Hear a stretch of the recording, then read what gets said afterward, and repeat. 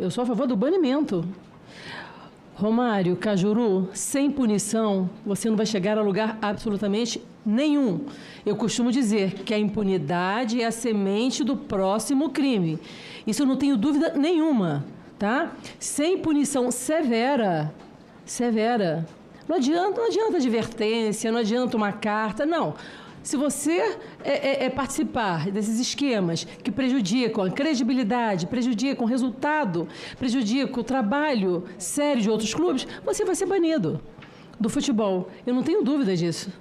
Eu tenho muita liberdade de falar sobre o John Textor. Por quê? Eu não tenho absolutamente nada contra, aliás, eu tenho um profundo respeito ao Botafogo, aos torcedores do Botafogo.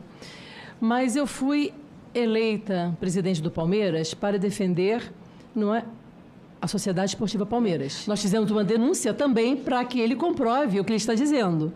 Resumindo, Cajuru, se ele não comprovar absolutamente nada, porque até agora, objetivamente, eu não vi prova absolutamente nenhuma.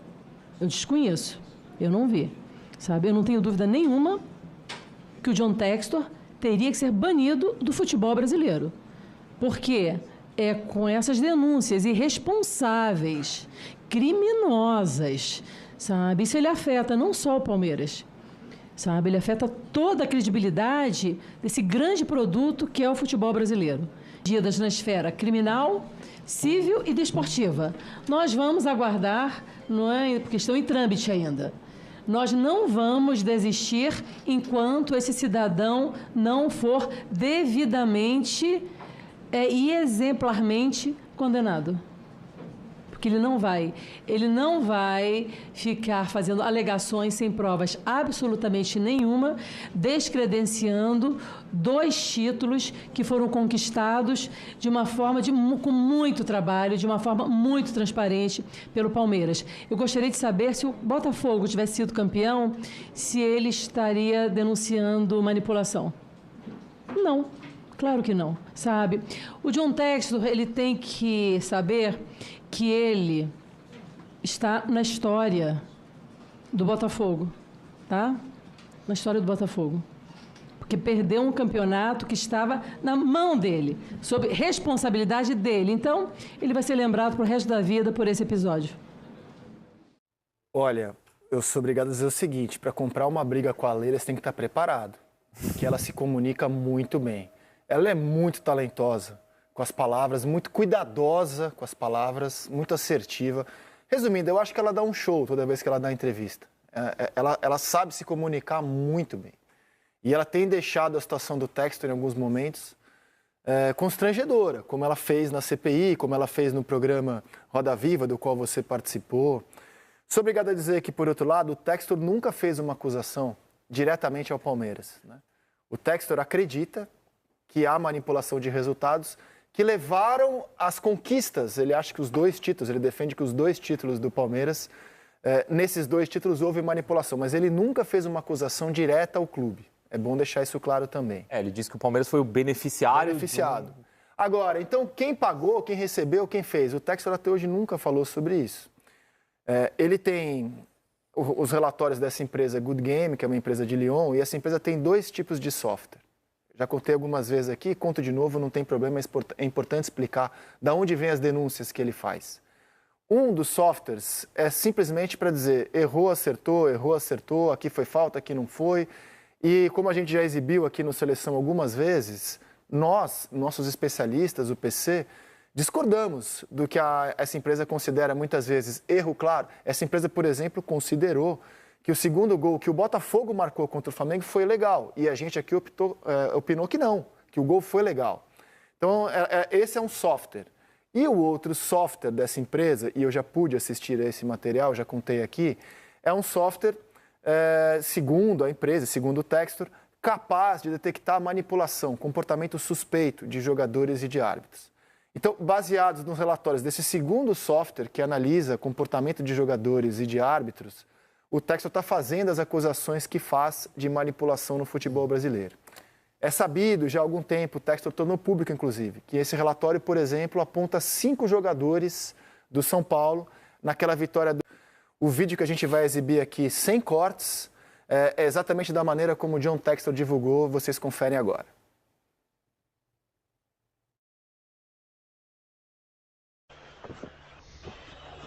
Longa, longa, uma disputa, chegou na bola.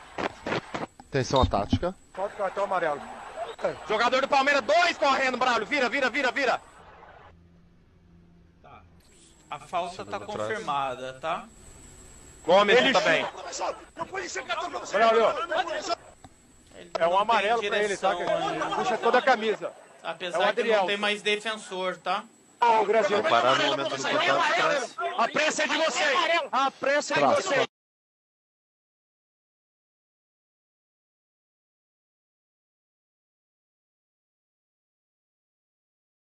Tem configuração. Tem a configuração dos 4 elementos. Tem direção, tem posse, não tem A pressa é de defensor. vocês, o que tá parando em partida. Tem domínio. Senão vai sair. Tá? Você também tá reclamando. O atleta mais próximo é o companheiro dele. Vai para a banca. Exatamente. Aqui não há. Perfeito. Pra mim tá muito claro também. 34. Estamos Aqui é parados muito no barulho, momento do chão de Número Braulio. 34. Barulho, velho. Braulio, Pode botar. Oi. você deu cartão amarelo pro 34, né? Não.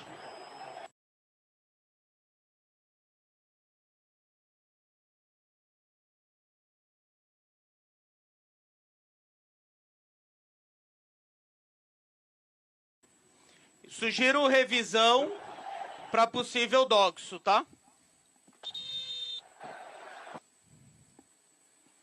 Aí, pode parar aí. Aqui mesmo atrás. Antes um pouco. Aí, tá?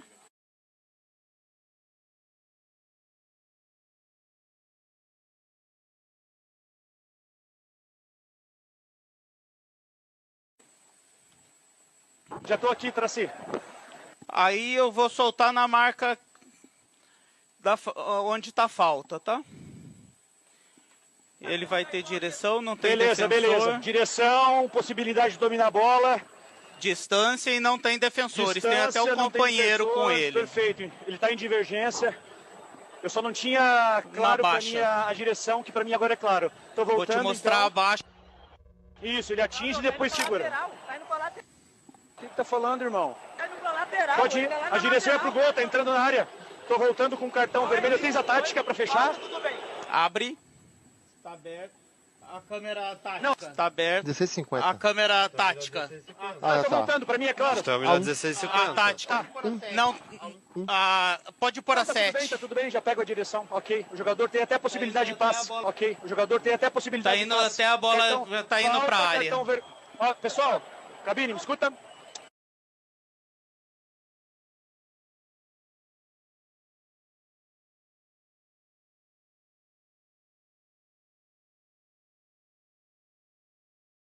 Pode falar, Braulio. Com tiro livre direto, cartão vermelho por 37 por Doxo. 34, Adrielson. 34. Perfeito. Braulio tá aqui do meu lado.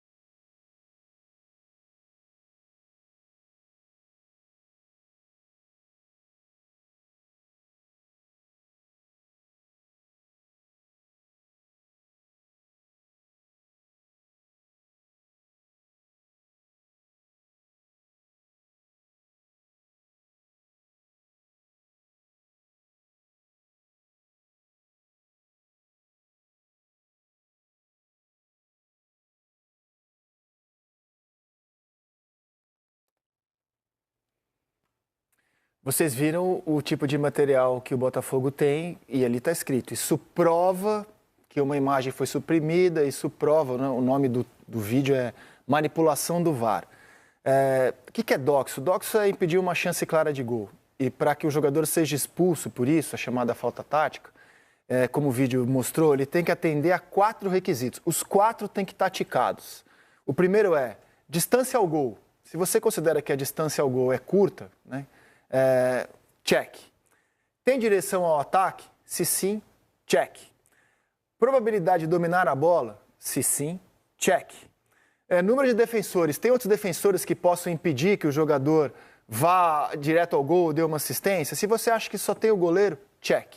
Se você entende que esse lance cumpriu os 4 requisitos, você entende, como VAR e arbitragem de campo, que ele deve ser expulso.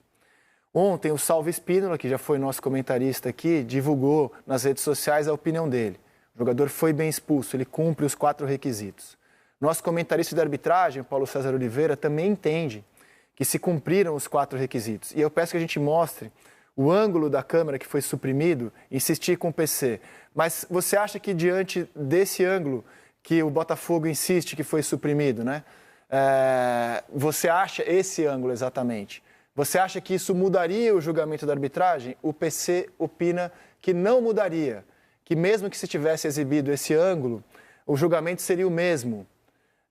Então, ou seja, na opinião dos comentaristas de arbitragem que eu citei, o Sálvio e o PC, o jogador foi bem expulso, ainda que essa imagem não tenha sido mostrada, na opinião deles, essa imagem não mudaria o julgamento do VAR e o julgamento da arbitragem de campo. O debate é livre, cada um tem o seu entendimento, evidentemente, mas é bom deixar claro que 2 ex-árbitros opinaram que esse ângulo não teria mudado a análise da expulsão do Adrielson. O argumento de que a bola segue adiante, a preferência era do jogador do Palmeiras, ele ganha a disputa e é atingido na sequência. Exato. Eles opinam... uma interpretação possível. Perfeito. E não é só atingido, né? Depois ainda tem o Adriel segurando a camisa.